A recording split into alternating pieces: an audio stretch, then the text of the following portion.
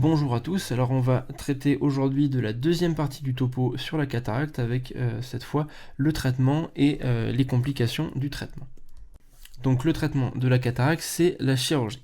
Les indications de ce traitement, c'est globalement une acuité visuelle inférieure à 5/10.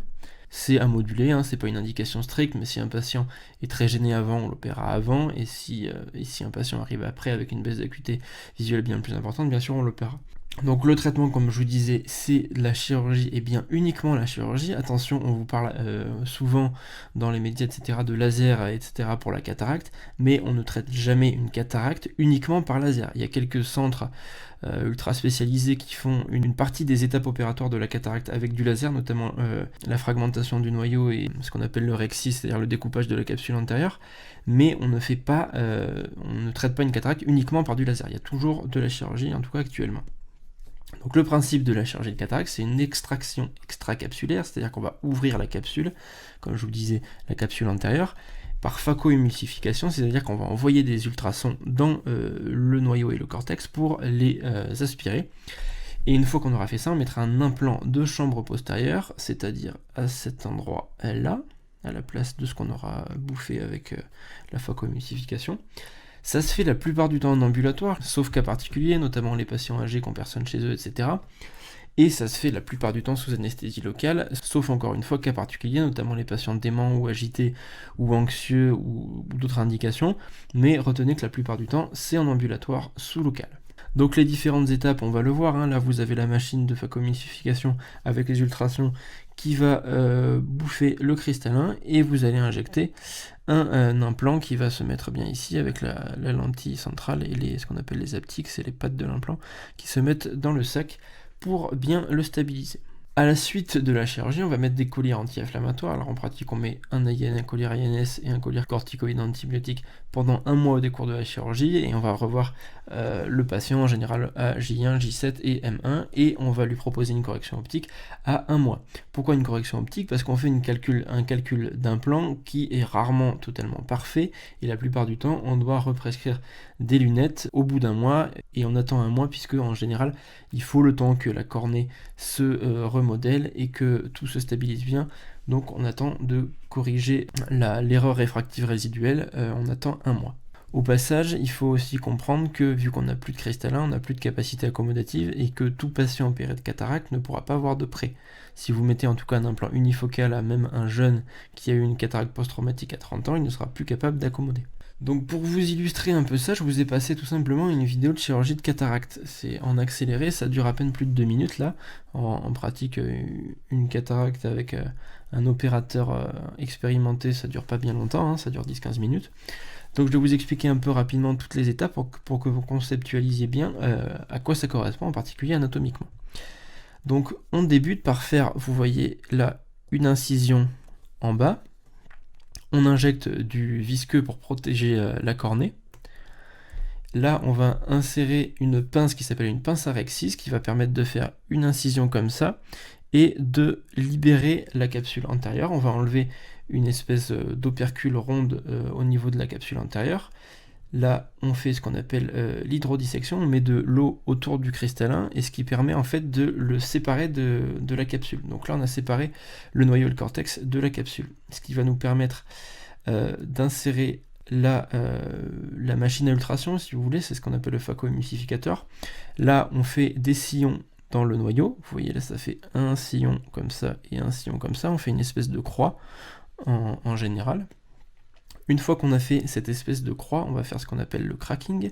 On insère des instruments qui nous permettent de séparer ce noyau qui a été morcelé, de le séparer en 4 morceaux, ce qui va permettre de l'aspirer. Là, on va activer les ultrasons et donc aspirer. Là, on aspire le noyau qui était initialement ici, le deuxième quartier, le troisième quartier qui est en train d'être aspiré et le dernier quartier ici. Vous avez donc seulement la capsule antérieure, la capsule postérieure et ces espèces de petites masses que vous voyez là, opaques tout autour, qui est le cortex qui va pas tarder à être aspiré. Voilà, là vous avez la canule d'irrigation-aspiration qui va aspirer tout le cortex qui reste.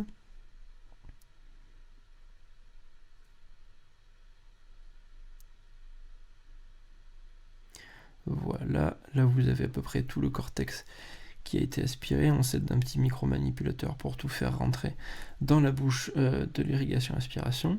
Et une fois qu'on a fait tout ça, on remet du visqueux de temps en temps, et on va insérer l'implant. Donc vous voyez là l'implant avec la lentille, avec la puissance qui a été calculée avec les examens complémentaires dont on a parlé tout à l'heure.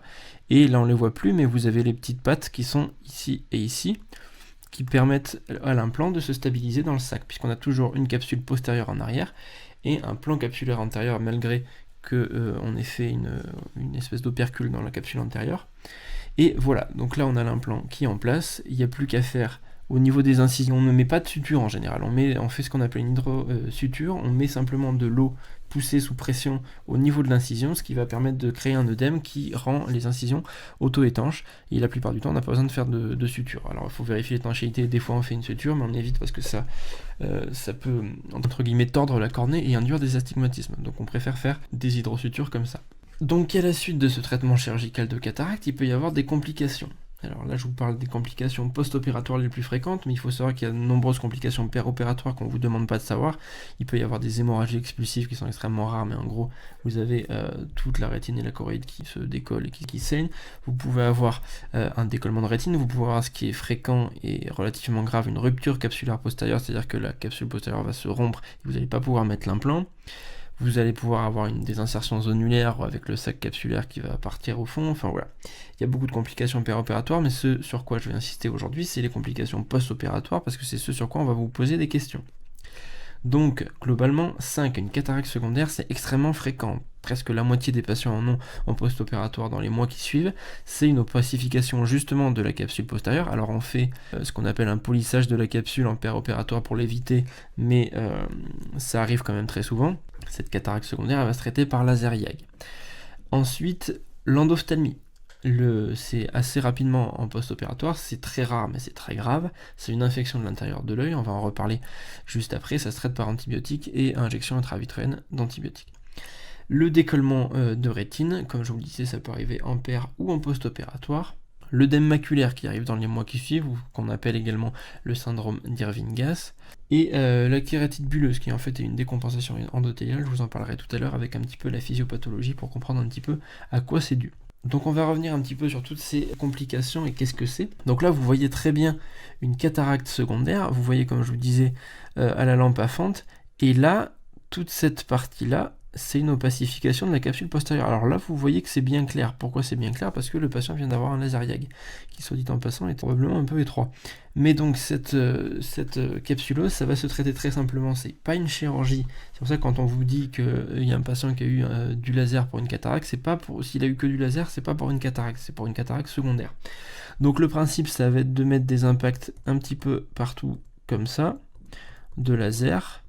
Et vous allez avoir cette partie-là de l'opacification qui va, alors après dilatation, hein, vous mettez bien des collières pour mettre le patient en mydriase, et la partie opaque va tomber et se désagréger progressivement en arrière de la capsule postérieure. Là, ça a été fait un peu plus serré ici, mais d'habitude on le fait quand même un peu large. Ensuite, complication rare mais gravissime, l'endophthalmie, avec là un beau spécimen d'endophthalmie très grave, avec, vous voyez, une hyperémie conjonctivale majeure, un hypopion quasi total, hein, tout ça c'est du pus, une cornée qui est relativement dégueulasse. Donc ça se traite par des antibiotiques par voie générale. Vous posez une voie à votre patient, vous lui mettez des antibiotiques IV et des antibiotiques par voie intravitréenne, plus ou moins des corticoïdes par voie intravitréenne.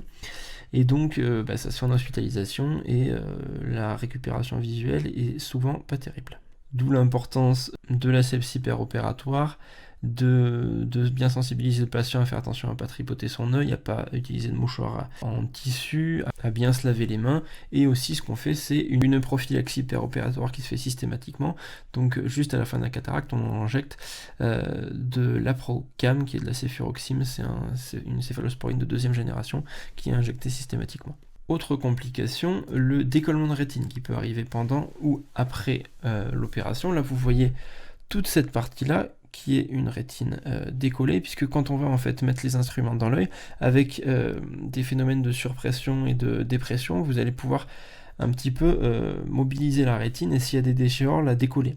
Là vous voyez qu'il y a une grosse déchirure et avec du fluide qui s'est engouffré sous la rétine et qui a généré ce décollement de rétine. Ce qu'on nous demande, en tout cas en ophtalmo très souvent, c'est de localiser ce décollement de rétine. Donc vous voyez que vous avez la papille ici, ce qui veut dire que vous avez un œil droit, que ici vous êtes en nasal, ici en temporal. En général, quand vous êtes en lampe à fente, enfin quand vous faites un fond d'œil, vous avez l'image inversée, donc vous avez en fait l'inférieur ici et le supérieur en bas.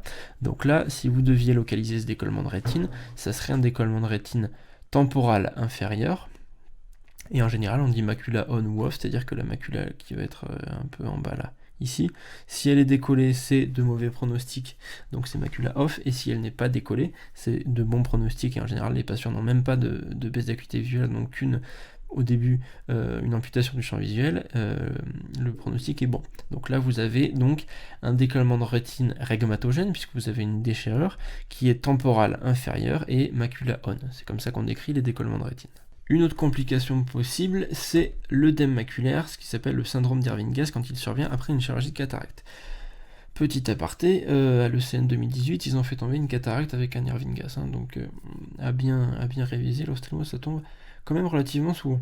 Donc après une chirurgie de cataracte, en général dans les mois qui suivent, vous pouvez avoir ça va ressembler en fait à une DMLA exsudative dans les symptômes, c'est une baisse d'acuité visuelle qui est majoritairement de près, qui est relativement lente, et avec des métamorphopsies. Donc ça va se voir surtout à l'OCT, là que vous avez un OCT avec un œdème maculaire cystoïde, c'est-à-dire que vous avez là du liquide, des kystes dans les couches de la rétine, qui vont engendrer donc la baisse d'acuité visuelle, les métamorphopsies, etc. Et il va falloir réaliser ce que vous avez ici, c'est-à-dire une angiographie, en général une angiographie à la fluorescéine, qui va montrer une diffusion de cet œdème maculaire, et c'est important de le faire notamment pour les diagnostics différentiels, en particulier avec la DMLA exsudative et le diabète. Ça peut paraître accessoire, mais très souvent les gens âgés ont une DMLA et c'est pas rare d'avoir des diabétiques, donc c'est quand même important de faire l'angiographie devant une suspicion d'Irving-Gass. Et vous avez notamment une légère hyperfluorescence papillaire qui n'est pas présente dans les autres causes d'œdème maculaire, mais ça c'est pas à retenir à votre niveau.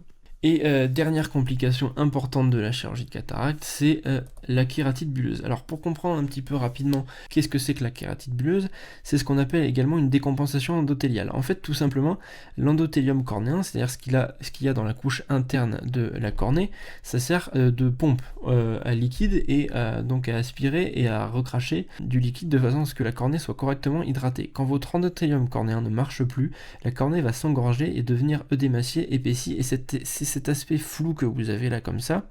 Donc vous voyez flou, mais le patient il voit flou aussi. Donc vous avez une baisse visuelle qui est liée à cet œdème cornéen. Et donc soit quand vous avez une cornée qui est déjà pathologique avec un endothélium qui va pas très bien, soit quand il y a trop d'ultrasons ou vous touchez l'endothélium cornéen avec les instruments en péropératoire, vous pouvez avoir ce qu'on appelle une décompensation endothéliale, et donc la cornée va devenir comme ça opaque, et elle va dysfonctionner à tel point que vous avez parfois des bulles épithéliales qui vont se créer comme ça. Alors ça, il faut y faire particulièrement attention parce que le seul traitement qu'il y a des décompensations endothéliales, alors il y a des collyres qui permettent de dégorger un petit peu la cornée, de diminuer l'œdème, mais le traitement de la décompensation endothéliale, c'est la greffe de cornée. Donc on y fait particulièrement attention. On peut faire ce qu'on appelle une microscopie spéculaire qui va servir à mesurer la densité en cellules endothéliales pour voir si la densité est suffisante pour pouvoir opérer en toute sécurité. Et en particulier en péropératoire, on met bien du visqueux pour protéger l'endothélium cornéen et on évite bien sûr de toucher l'endothélium. Voilà pour cette deuxième partie sur le traitement de la cataracte et ses complications. C'est quelque chose qui tombe quand même relativement souvent, donc c'est important de bien l'apprendre et surtout de bien le comprendre. J'espère que je vous aurai bien fait comprendre tous les côtés anatomiques, pathologiques et physiopathologiques de la cataracte, parce que c'est comme ça que vous retiendrez le mieux. Merci pour votre attention et à bientôt pour une prochaine vidéo.